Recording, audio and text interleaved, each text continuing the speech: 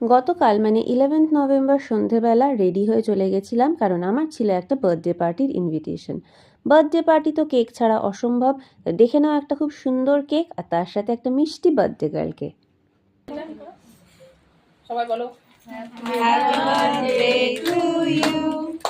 Happy birthday to you.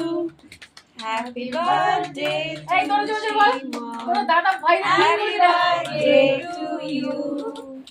Cake, chicken pakora আর cold drinks খাওয়ার পর বসে পড়লাম ডিনার করতে। মেনুতে ছিল ডিমের devil, salad, sauce, kachori, chana masala, তারপরে mixed fried rice, chilli chicken, এছাড়া চাটনি পাঁপড় মিষ্টিও ছিল, সেগুলো তো আমি খাইনি। শেষে আর জায়গা ছিল না বলে আইসক্রিমটা হাতে নিয়ে চলে আসলাম বাড়িতে। আমি খেতে থাকি, তোমরা লাইক করে সাবস্ক্রাইব করে দাও।